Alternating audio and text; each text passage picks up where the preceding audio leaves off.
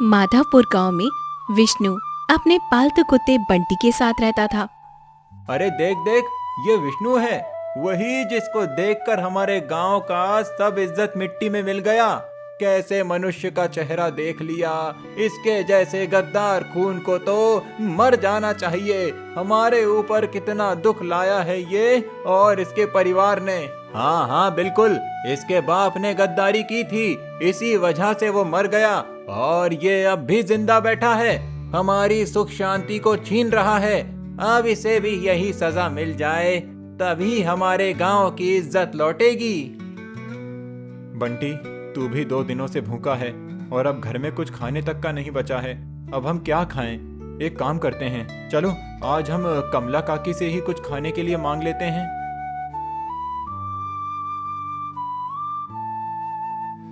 इतना कहकर विष्णु कमला काकी के घर जाता है। कमला काकी, मुझे कुछ खाने को दे दो, मैं 2 दिनों से भूखा हूँ और मेरे साथ ये बंटी भी है। हमारे पास सच में कुछ खाने के लिए नहीं है। सुबह सुबह तेरा चेहरा देख लिया। अरे भाई चला जा यहाँ से, मुझे तुम जैसे लोगों का चेहरा नहीं देखना है सुबह सुबह को। कमला काकी, कुछ तो दे दो, मैं भूखा हूँ और ये मेरा बंटी भी भूखा है। आपके पास थोड़ी तो मदद होगी। अरे जा यहाँ से, मैं कुछ नहीं दे सकती। अरे तुम जैसों को देने से अच्छा है मैं किसी साधु संत को भोजन करा दूं, कम से कम पुण्य तो मिलेगा। काकी, हाँ। ऐसा क्यों बोल रही हो? मैं भी तो तुम्हारे बेटे जैसा हूँ। अगर एक रोटी दे दोगी तो तुम्हारा क्या हो जाएगा? वैसे भी तुम्हारे पास सब चीज है। हे भगवान, ये तो मेरे घर में डायन जैसे नजर लगा रहा है, लगता है मेरे पर भी पनौती करेगा। चल जा यहाँ से। इतना कहकर कमला घर के अंदर चली गई। बंटी चल, हम लोग जंगल से ही कोई फल या कुछ खा लेंगे, यही हमारे पास अभी उपाय है। चल जल्दी चल। दोनों जंगल की तरफ बढ़ने विष्णु कई घंटे तक जंगल में तलाश करता है, पर न कोई फल मिला और न ही कोई सब्जी। बंटी, यहाँ पर कुछ भी नहीं है, लगता है हमें गांव की तरफ ही लौटना पड़ेगा। जंगल में सब कुछ भी खाने योग्य नहीं है। दोनों उदास होकर गांव की तरफ चले जाते हैं। बंटी चल, हम सेठ जी के पास चलते हैं, शायद वो हमें कोई काम दे दें, कुछ तो मिलेगा जिससे हम पेट भर सकें। फिर दोनों सेठ जी के पास जाते हैं। सेठ जी, मुझे कोई काम दे दीजिए, मैं और मेरा बंटी कई दिनों से भूखे हैं, ना घर में अनाज है ना पैसे, बस कोई काम दे दीजिए ताकि हम पेट पाल सकें। अरे जा जा, तुम जैसे मनहूस को कौन काम देने वाला है? एक जमींदार ने भी तुम्हें काम दिया था, बेचारा इतना बीमार पड़ गया कि बिस्तर से उठ ही नहीं पा रहा। मेरी मत थोड़ी ना मारी गई है कि तुम्हें मैं काम दूंगा। सेठ जी, ऐसा मत कहिए, थोड़ा रहम कीजिए, मैं कुछ भी करने को तैयार हूँ। आप जो कहेंगे, झाड़ू बर्तन खेत का काम, मैं कुछ भी करने को तैयार हूँ। बस हमें आज के लिए एक रोटी की जुगाड़ हो सके, बस इतना ही काफी है। अरे जा जा, इतना ही है, मंदिर पर जाकर भीख मांगकर खा ले, कम से कम भगवान की दया से तुम्हारे ऊपर जो अपशगुन का धब्बा है वो तो कम होगा। चल जा यहाँ से, फालतू का मेरा समय मत बर्बाद कर। फिर विष्णु और बंटी दोनों उदास होकर वहाँ से निकल पड़ते हैं। बंटी, अब लगता है हमें कहीं से कुछ नहीं मिलने वाला है। चलो हम दोनों एक काम करते हैं, जंगल से कुछ लकड़ियां काटकर बेचने की कोशिश करते हैं, शायद फिर कुछ खाने को मिल जाए। बंटी जोर जोर से भौंकने लगता है। इतना कहकर दोनों जंगल में गए और लकड़ियां काटने लगते हैं। तभी एक व्यक्ति पास में आया। अरे तुम लोग ये क्या कर रहे हो? क्यों मेरी लकड़ियां काट रहे हो? ये सब रोको और तुरंत यहाँ से भागो। कृपया हमें मारो मत, हम सच में भूखे हैं, बस कुछ खाने के लिए यहाँ काम कर रहे थे, हमसे गलती हो गई, हमें जाने दो। अरे तुम जैसे लातों के भूत बातों से नहीं मानते हैं, मार खाएगा ना तभी तो सुधरेगा। इतना कहकर जोर जोर से विष्णु को मारने लगता है। तभी बंटी जोर जोर से भौंकने लगता है। उसके भौंकने की आवाज सुनकर व्यक्ति डर के मारे वहां से भाग जाता है। बंटी, देखो दोस्त, इस दुनिया में मेरा कोई नहीं है, मैं चाहता था कि मेरा कोई अपना हो और तुम ही मेरे अपने हो, हम दोनों हमेशा के लिए एक दूसरे का साथ देंगे। चलो हम यहाँ से चलते हैं।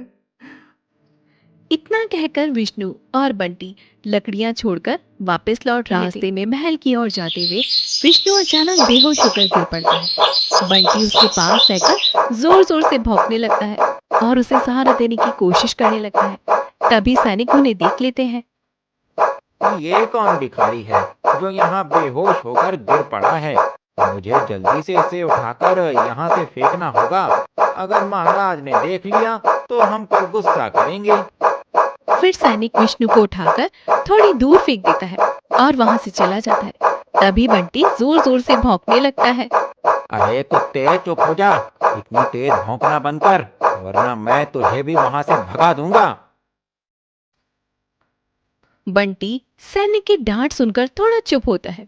फिर वापस विष्णु के पास आकर बैठ जाता है। बंटी कहीं से एक रोटी लेकर आता है और विष्णु होश में आते ही वो रोटी खाने लगता है। तभी विष्णु पास में महल को देखकर मन ही मन कहता है, काश मैं कभी महल के अंदर जा पाता। देखो कितना सुंदर और भव्य महल है। अंदर का हर कोना जैसे स्वर्ग सा लगता है। चल बंटी, आज हम एक काम करते हैं। महल में बहुत ही स्वादिष्ट और टेस्टी खाना बनता होगा। चल हम दोनों आज राजमहल की दावत चखने की कोशिश करते हैं। फिर दोनों चोरी चुपके महल में घुस गए। जैसे ही वो दोनों अंदर पहुंचे, लोग खाना खाने में व्यस्त थे। चल बंटी, जल्दी से खाना चुरा लेते हैं। कोई ना देखे तो अच्छा रहेगा। जल्दी जल्दी खा लेते हैं।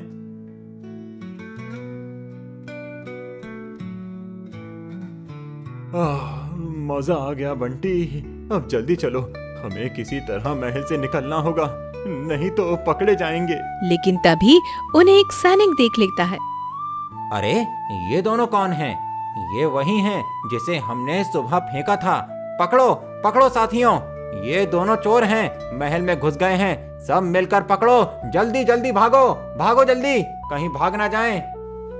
दोनों भागने की कोशिश करते हैं, लेकिन सैनिक उन्हें पकड़ लेते हैं। तुमने चोरी करके भागने की कोशिश कैसे की? राजमहल में आकर दावत चुराने की हिम्मत कैसे हुई तुम्हें? अब तुम्हें इसकी सजा भुगतनी होगी। रुको, तुम और तुम्हारा कुत्ता दोनों राजमहल में घुस आए हैं। यहाँ कोई तुम्हें नहीं बख्शेगा। सैनिक ने विष्णु को जोर जोर से पीटना शुरू किया। विष्णु दर्द और डर से चीख रहा था। बंटी बीच में आकर उसे बचाने की कोशिश करता, लेकिन वो भी घायल हो जाता। तभी उसे रानी देख लेती है। रुको, तुम लोग इन्हें क्यों मार रहे हो? छोड़ दो इन्हें। ये दोनों महल में घुसकर खाना चुराने की कोशिश कर रहे थे और ये उसका कुत्ता है। लेकिन उसे इतना पीटना सही नहीं है, छोड़ो इसे। लेकिन महारानी, ये चोर हैं। हमने देखा है कि ये दावत चुराने आए थे। पर तुमने इसका दर्द देखा? बच्चा भूखा था और उसके साथ कुत्ता था। अब इन दोनों को और परेशान मत करो। धन्यवाद रानी, आपने हमारी मदद की और बंटी की भी। हम कभी कुछ बुरा नहीं करेंगे, बस हमें छोड़ दीजिए। बेटा, तुम यहाँ पर क्या कर रहे थे? अगर इतनी भूख लगी थी तो मांग लेते, लेकिन इस तरह से चोरी करना ये सही तरीका नहीं है। महारानी, हम सच में भूखे थे। मैं और बंटी कुछ खाने के लिए कोई रास्ता ढूंढ रहे थे। हमने सिर्फ पेट भरने की कोशिश की, कुछ गलत नहीं किया। अरे बेटा, तुम डरो मत। तुम्हारा चेहरा देखकर मेरे दिल में दया जाग गई। इतनी भूख और इतनी मजबूरी में तुमने ये सब कुछ किया है। अब डरने की कोई जरूरत नहीं है। तभी वहां पर महाराज आ जाते हैं। किसकी इतनी हिम्मत हो गई जो राजमहल में घुसकर चोरी करने का साहस किया? जल्दी से मेरे सामने आ जाओ, वरना आज उसकी खैर नहीं। फिर राजा जैसे ही विष्णु का चेहरा दिखता है, वो गुस्से में आग बबूला हो जाता है। ये यहाँ क्या कर रहा है? जल्दी से उसे महल से निकालो। ये हमारे महल में नहीं होना चाहिए। सैनिकों, इसे तुरंत बाहर निकालो। महाराज, आप इतना निर्दय मत बनिए। आप इस राज्य के राजा हैं और कोई भूखा सिर्फ खाना ढूंढने आया था, तो आप उसके साथ इतना कठोरपन क्यों कर रहे हैं? लेकिन इसका चेहरा मुझे बिल्कुल पसंद नहीं आया। अब जाओ और मेरे महल से दूर रहो। तभी वहां पर सैनिक आ जाते हैं। चल, जल्दी से बाहर चल यहाँ से। विष्णु और बंटी सैनिकों के साथ महल से बाहर आ जाते हैं।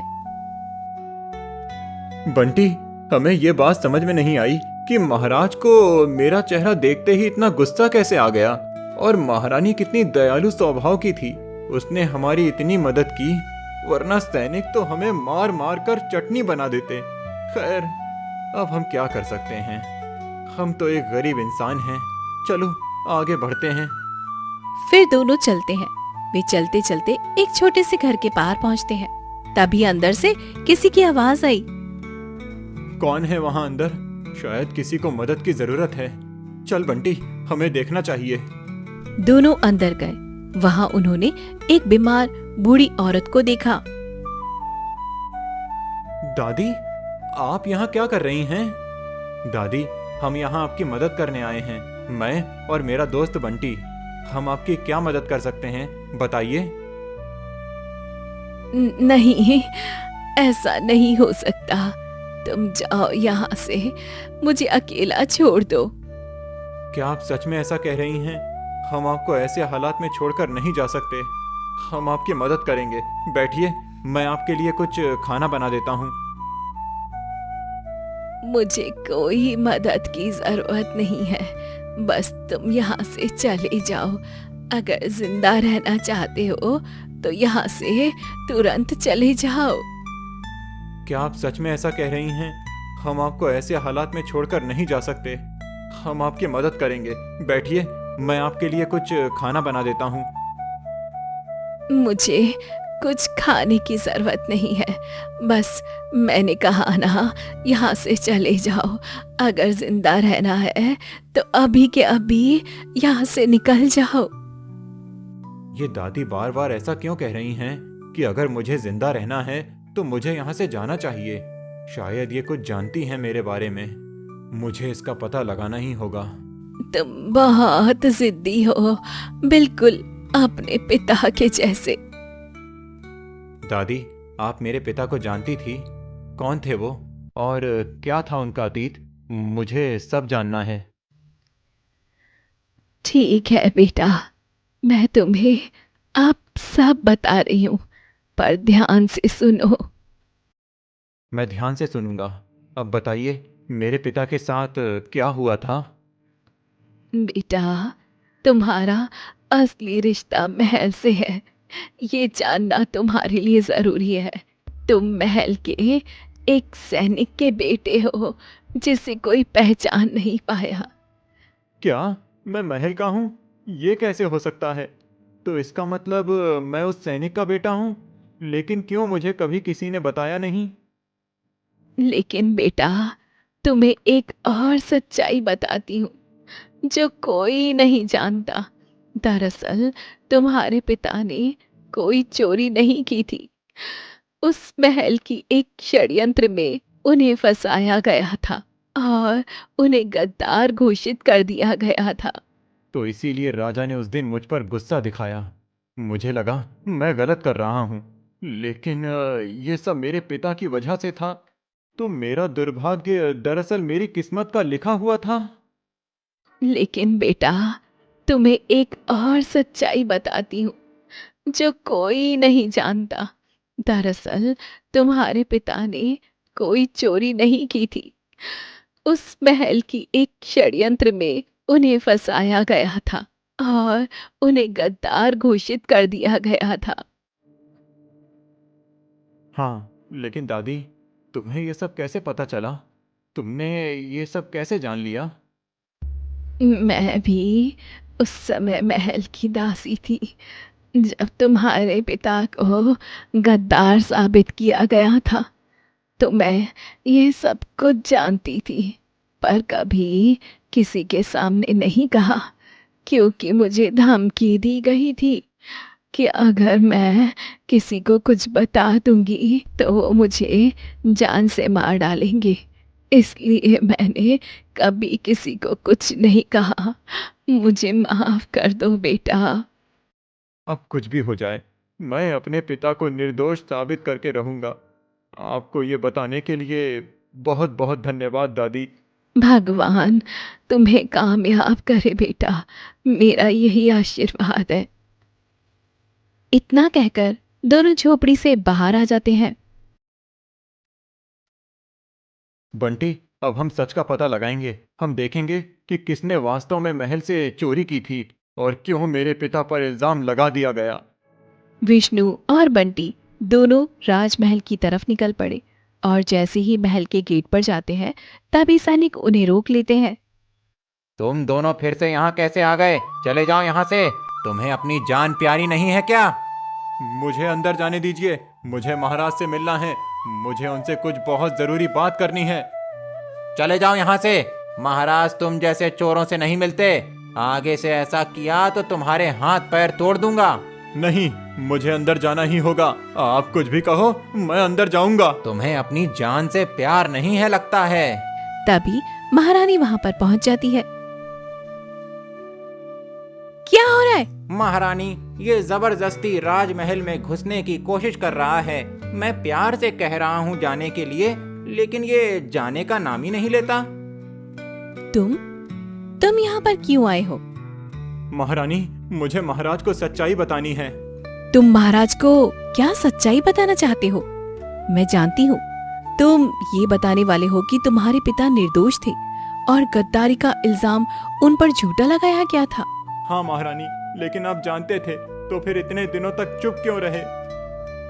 इसलिए मैंने तुम्हारा जीवन बचाया।